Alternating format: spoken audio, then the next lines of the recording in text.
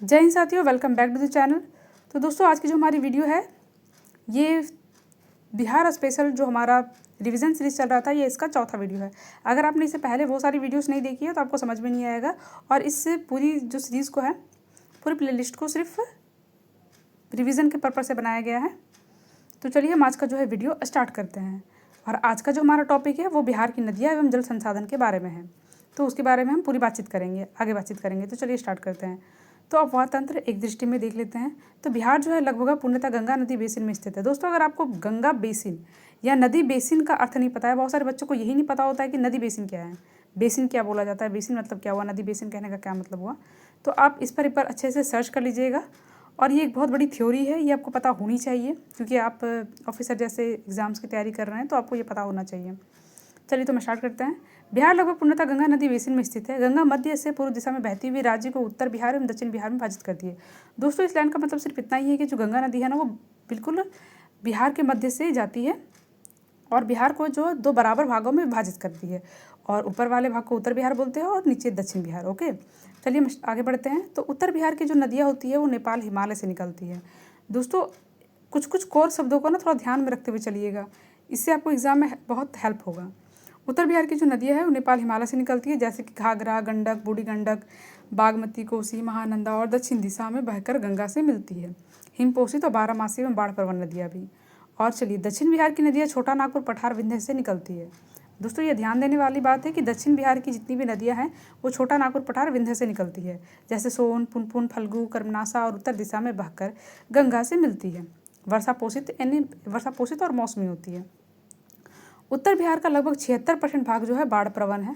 भारत के सर्वाधिक प्रभावित क्षेत्रों में देश के बाढ़ प्रवण क्षेत्र का लगभग 17% है। ओके, देश का जो बाढ़ प्रवण क्षेत्र है उसका लगभग 17% है। कौन? उत्तर बिहार। बिहार की नदियाँ कृषि, नगरीय बस्तियों, पटना, भागलपुर, मुंगेर, हाजीपुर, छपरा एवं प्राचीन तीर्थ अर्थव्यवस्था, गया में पिंडदान, सोनपुर मेला का आधार है। गंगा आदि नदियाँ, गंगा में बिहार में गंगा का प्रवाह उत्तर प्रदेश से चौसा, बक्सर के निकट बिहार में प्रवेश करती है। साहिबगंज से झारखंड, बंगाल में निकल जाती है। राज्य में लगभग 445 किमी का प्रवाह। दोस्तों, कहने का मतलब अर्थ बस यही है कि जो गंगा नदी है वो 445 किमी प्रवाह करती है। अगर आपको कोई चीज़ नहीं समझ में आती हो बीच बीच, तो आप थोड़ा सा और देर तक उसको देख सकते हैं, और ये इतनी साफ़ है कि आप इसको पॉइंट आउट भी कर सकते हैं, लिख भी सकते हैं। वैसे मैं कोशिश करूँगी कि आपको समझाते चलूँ और आप इसको समझ जाओ, ताकि जिससे कि आपके दिमाग में ये चीज़ कहीं ना कहीं थोड़ी बहुत रहे। दोस्तों, ये नोट्स है सिर्फ, अगर आप इसको किताबों से पढ़ने जाएंगे तो लगभग आपका बहुत ज़्यादा टाइम लग जाएगा। ये कुछ कुछ टॉपिक है जिससे कि कुछ टॉपिक नहीं, मतलब हर टॉपिक को कैसे कम शब्दों में समझाया जा सके, ये वैसा नोट्स बनाया गया है, बना हुआ है, इस वजह से इसको बनाया गया है। उत्तर प्रदेश में चौसा, बक्सर के निकट बिहार में प्रवेश करती है। साहिबगंज से झारखंड, बंगाल में निकल जाती है। राज्य में लगभग 445 किमी का प्रवाह है गंगा नदी का। पश्चिम से पूर्व बक्सर, फिर पटना, फिर मुंगेर, फिर भागलपुर, कहलगांव होते हुए बहती है और बिहार के उत्तर दक्षिण विभाजन का निर्धारण करती है। दोस्तों, आप इसका नोट्स ऐसे भी बना सकते हैं कि पश्चिम से पूर्व बक्सर, पटना, मुंगेर, बिहार, मुंगेर, भागलपुर, कहलगांव होते हुए बहती है। इस तरह आप छोटे छोटे नोट्स भी इसको बना सकते हैं, जैसे कि आप इसको एग्ज़ाम के लास्ट समय में रिवीजन में यूज़ कर सकें। तटवर्ती प्रमुख नगर पटना, राज्य की राजधानी प्राचीन पाटलिपुत्र है। मुंगेर, भागलपुर, बक्सर, ये सब तटवर्ती प्रमुख नगर है। कौन कौन? पटना, मुंगेर, भागलपुर और बक्सर। अपने पूरे प्रवाह में सर्वाधिक सहायक नदियाँ बिहार में ही प्राप्त करती है। उत्तर से हिमालयी, दक्षिण से पठारी नदियाँ होती है। उत्तर की जो सारी नदियाँ हैं वो हिमालयी नदियाँ हैं, और दक्षिण से जो नदियाँ हैं वो पठारी नदियाँ हैं। गंगा पर महात्मा गांधी सेतु पटना हाजीपुर 1982 में बना था। खुला लगभग 5.5 किमी है। वर्षों तक भारत के सबसे लंबे नदी पुलों में से एक रहा है। गंगा भारत की राष्ट्रीय नदी 2008 है। गंगा जो है भारत की राष्ट्रीय नदी 2008 में बनी है, तथा बिहार खंड में पाई जाने वाली जो गंगे डॉल्फिन है वो राष्ट्रीय जलीय जीव 2009 में घोषित की गई थी। मतलब जो हमारी देश की डॉल्फिन है ना, जिसको गंगे डॉल्फिन, जिसको राष्ट्रीय जलीय जीव घोषित किया गया है, वो बिहार खंड में भी पाई जाती है, बिहार खंड में पाई जाने वाली है। उत्तरी तट की सहायक नदियाँ नेपाल हिमालय से, जैसे घाघरा, गंडक, बूढ़ी गंडक, बागमती। तो जो घाघरा है वो सरयू उत्तर प्रदेश से बिहार में प्रवेश कर छपरा, डोरीगंज, सारण जिला में गंगा से मिलती है। गंगा की सभी सहायकों में सर्वाधिक जल अपवाह है। गंगा की सभी जितनी भी सहायक नदियाँ हैं ना, उसमें सर्वाधिक जल जो अपवाह है वो गंडक का थी, घाघरा का ही है, और मतलब घाघरा नदी का ही सर्वाधिक जल अपवाह है बाकी सभी नदियों में। गंडक जो है नेपाल में नारायणी सप्त गंडकी का उद्गम नुबीने हिमालय तिब्बत नेपाल से बिहार में लगभग 315 किमी प्रवाह करती है। हाजीपुर सोनपुर का जो संगम पर है वो पर पटना के सामने गंगा से मिलती है। सोनपुर पर पटना के सामने हाजीपुर सोनपुर जो है ना, यानी कि सोनपुर का संगम, वहाँ पर पटना के सामने गंगा से मिलती है। दोस्तों देखिए कितना ज़्यादा अच्छे से दिया हुआ है, आपको ये सब एक साथ कहीं पर भी नहीं मिलेगा। इसको बनाया ही गया है कि जिससे कि आपका समय बचे, वक्त बचे और ज़्यादा से ज़्यादा कम समय में आपको ज़्यादा से ज़्यादा चीज़ें याद रहें। उस तरह से इसको बनाया ही गया है। ये सब आप किताबों से पढ़ने जाओगे तो लगभग एक एक चीज़ के लिए आपको बहुत ज़्यादा पढ़ना पड़ेगा और हो सकता है फिर भी आप कुछ ना कुछ चीज़ें मिस कर जाओ या आपको समझ में ना आए। तो चलिए हम अपने वीडियो में आगे बढ़ते हैं। बूढ़ी गंडक। गंडक का पुराना प्रवाह पश्चिम चंपारण, फिर मुजफ्फरपुर, समस्तीपुर, खगड़िया होते हुए समानांतर बहती है। खगड़िया के निकट गंगा से मिलती है। जो खगड़िया है ना हमारा सिटी, उसके निकट गंगा से मिलती है। अब बागमती का उद्गम का बात कर लेते हैं। तो बागमती नदी जो है उसका उद्गम शिवपुरी पहाड़ी नेपाल से काठमांडू के पशुपतिनाथ की पावन नदी सीतामढ़ी से बिहार में प्रवेश करती है। फिर मुजफ्फरपुर, खगड़िया होते हुए गंगा से पहले कोसी में मिल जाती है। मतलब ये नदी गंगा में ना मिलकर कोसी में मिलती है। महानंदा का उद्गम महल्दीराम पहाड़ियाँ, दार्जिलिंग, पश्चिम बंगाल से किशनगंज, फिर कटिहार, बिहार में होते हुए पश्चिम बंगाल में गंगा में मिलती है। बिहार की सबसे पूर्वी प्रमुख नदी है। मतलब ये बिहार की सबसे पूर्व की प्रमुख नदियों में से एक है। हाँ, महानंदा पूर्व के साइड से इधर आपने कभी नोट्स में भी देखा होगा या वीडियो वगैरह में देखा होगा, महानंदा जो है पूर्व के साइड की नदी है। इन उत्तरी नदियों में विशाल तलछट एवं हिमजल भार होता है। ये बार बार मार्ग बदलती है तथा मिथिलांचल व सीमांचल में वार्षिक बाढ़ लाती है। कोसी जो है उसको बिहार का शोक कहा जाता है। दोस्तों ये क्वेश्चन आपने बहुत बार पढ़ा होगा, तो चलिए हम इसके बारे में बात करते हैं। तो कोसी प्रवाह एवं प्रभाव। कोसी जो है सप्तकोसी का उद्गम तिब्बत, नेपाल, हिमालय से होता है। दोस्तों ये भी हिमालयी नदियाँ हैं। यह 7 उपनदियों सोन, कोसी, अरुण, तमूर आदि से बनती है। कुल लंबाई लगभग 720 किमी है, जिसमें लगभग 260 किमी बिहार में ही पाया जाता है। फिर अगला भीमनगर सुपौल पर कोसी बैराज से होते हुए बिहार में प्रवेश, फिर सुपौल, फिर सहरसा, मधेपुरा और खगड़िया, फिर कटिहार होते हुए कुर्सेला कटिहार में गंगा में मिलती है। अपनी विनाशकारी बाढ़ों एवं पश्चिम की ओर 250 वर्षों में 120 किमी मार्ग बदलने की प्रवृत्ति के कारण इसे बिहार का शोक कहा जाता है।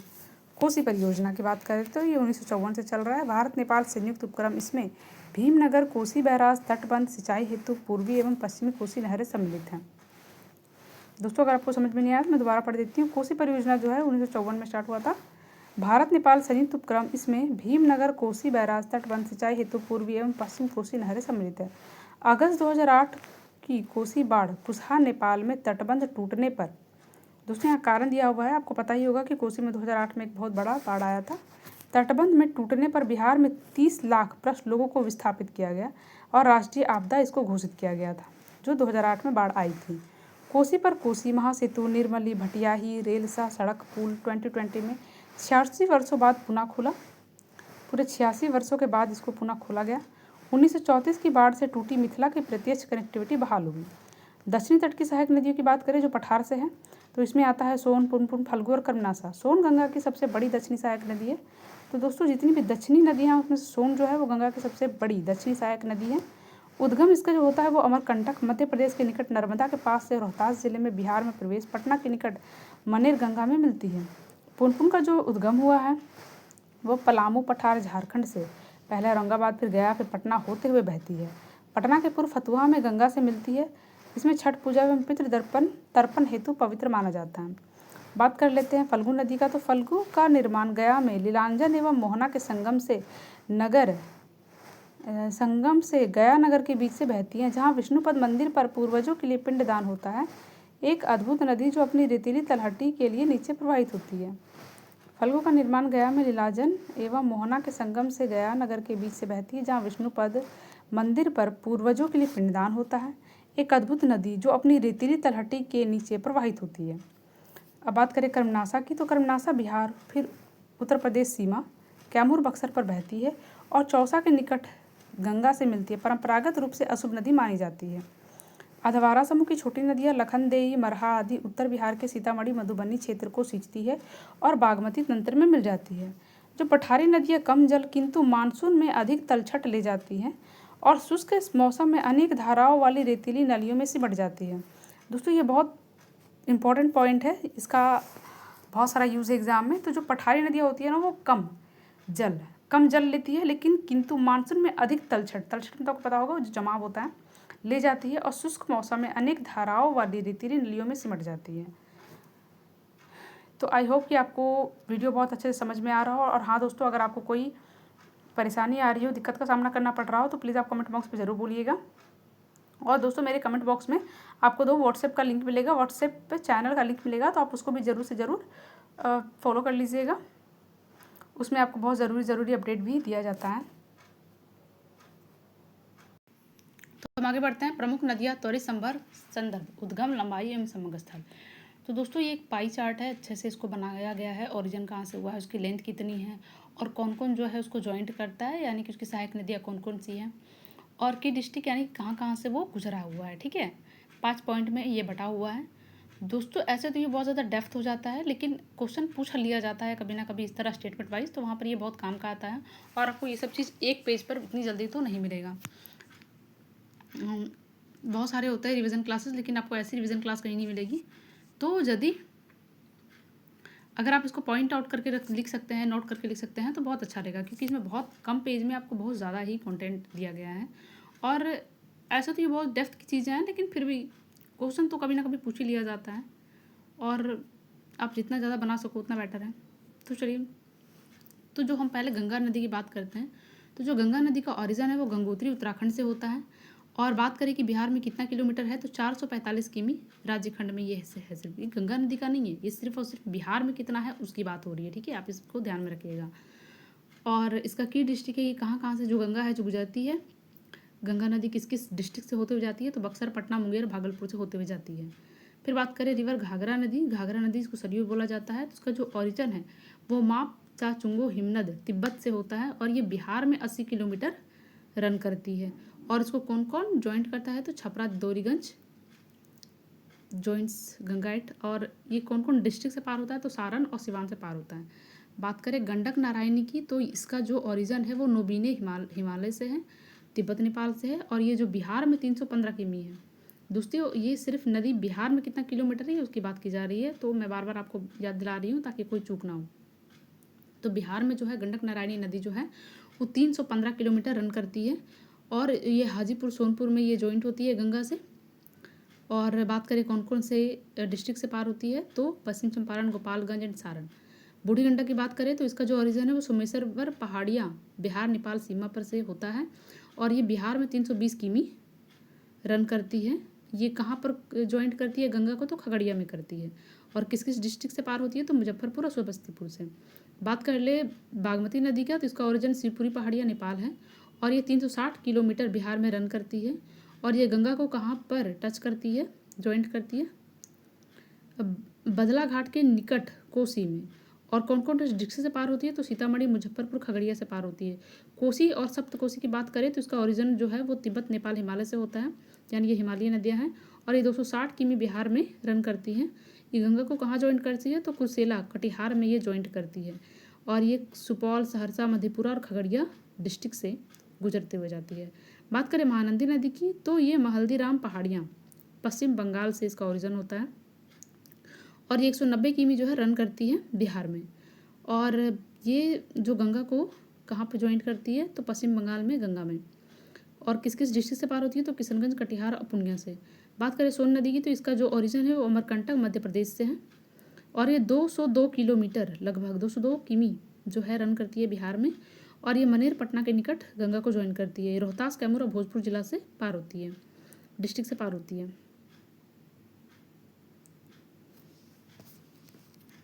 बात करें पुनपुन नदी की, तो ये पलामू, पठार, झारखंड से इसका ओरिजिन होता है, और ये 235 किमी रन करती है बिहार में। और ये गंगा को फतुहा, पटना के पूर्व में ज्वाइन करती है। और कौन कौन से डिस्ट्रिक्ट से पार होती है, तो औरंगाबाद, गया और पटना। फिर जो फल्गु नदी है उसकी बात करें तो इसका जो ओरिजिन है वो लीलाजन प्लस मोहना, गया में इसका जो ओरिजिन होता है। ये 75 किमी ही बिहार में चलती है, और ये जो है ज्वाइंट करती है पुनपुन तंत्र में। ठीक है, पुनपुन नदी तंत्र उसमें ये ज्वाइंट करती है। और ये गया और नवादा डिस्ट्रिक्ट से पार होती है, मतलब गया और डिस्ट्रिक्ट होते हुए जाती है। बात करें कर्मनासा नदी की, तो इसका जो ओरिजिन होता है कैमूर, पठार, उत्तर प्रदेश से बिहार में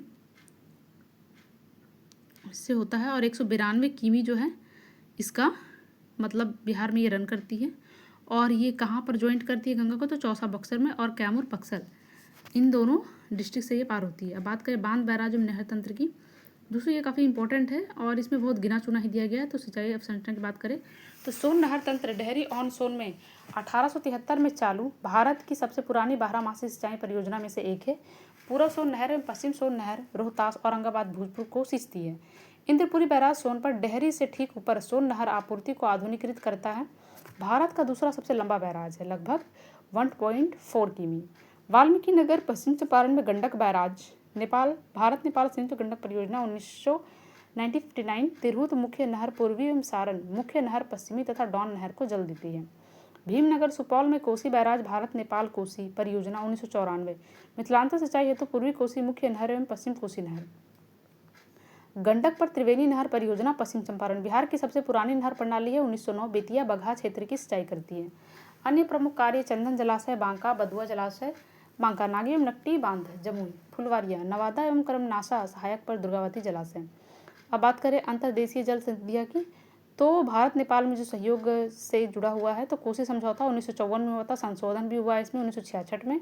और भारत और नेपाल ने मिलकर कोसी बैराज तटबंध में नहरें बनाई। भारत ने व्यय वहन किया तथा दीर्घ पट्टे पर संचालन करता है। गंडक समझौता 1959। वाल्मीकि नगर बैराज एवं नहर तंत्र हेतु संयुक्त भारत नेपाल परियोजना जो बिहार तथा नेपाल तराई दोनों की सिंचाई करती है। दोस्तों आई होप कि आपको किताब के लैंग्वेज में समझ में आ रहा होगा। बात करें महाकाली संधि, ये संधि काफ़ी फेमस भी है जो 1996 की है। मुख्य रूप से पश्चिम नेपाल की जो सीमा है पर शारदा महाकाली से संबंधित है, परंतु सीमा पार नदियों के नियमित जल बंटवारे का ढांचा स्थापित करती है। दोस्तों ध्यान दीजिएगा कि सीमा पार नदियों के नियमित जल बंटवारे का ढांचा स्थापित करती है। इन संधियों के कारण बिहार ऊपरी नेपाल के जल वैज्ञानिक पर विशेष रूप से निर्भर है। तटबंध रखरखाव, तलछट प्रबंधन एवं बाढ़ पूर्वानुमान संयुक्त जिम्मेदारियाँ हैं। बात करें जिले आर्द्र भूमि और रामसर स्थल की, तो जो कवरताल आर्द्र भूमि बेगूसराय बिहार का एकमात्र रामसर स्थल जो 21 जुलाई 2020 को भारत के 39वें रामसर के रूप में अधिसूचित उत्तर बिहार की सबसे बड़ी अलवनीय गोखुर झील बूढ़ी गंडक से पोषित है। तो दोस्तों ये एकमात्र रामसर स्थल है कि नहीं, इसको आप कहीं और से देख लीजिएगा, नहीं ही है। लेकिन आप ये याद रख सकते हैं कि कवरताल आर्द्र भूमि है जो कि बेगूसराय में है, कवरताल आर्द्र भूमि है जो कि बेगूसराय में है, और इसको 21 जुलाई 2020 को रामसर स्थल घोषित किया गया था और इसको भारत के 39वें रामसर के रूप में अधिसूचित उत्तर बिहार की सबसे बड़ी अलवनीय गोखुर झील बूढ़ी गंडक से ये पोषित है। ये नदी मतलब जो है कवरताल आर्द्र भूमि है, ये बूढ़ी गंडक से पोषित है। कुशेश्वर स्थान पक्षी विहार दरभंगा विस्तृत आर्द्र भूमि परिसर साइबेरियाई क्रेन एवं अन्य प्रवासी जल पक्षियों का आवास भी है। मतलब जो ये कुशेश्वर स्थान पक्षी विहार है ये साइबेरियन क्रेन और अन्य प्रवासी जल पक्षियों का आवास है। बैरेला झील, आप समझते होंगे प्रवासी पक्षी किसे कहते हैं, आई होप आपको मालूम होगा। प्रवासी वही जो मतलब मौसम में प्रवास करते हैं, कभी इस मौसम में इधर रहते हैं, उस मौसम में उधर रहते हैं, मतलब उनका प्रवास का हर मौसम में वो अलग अलग जगह पर रहना मतलब रहते हैं। और पता नहीं वो दिशा का पता कैसे लगाते हैं, इसका अभी तक पता नहीं चला है। तो इन्हीं प्रवासी पक्षी कहा जाता है जो हर मौसम में अपना जो रहने का स्थान है उसको बदल लेते हैं।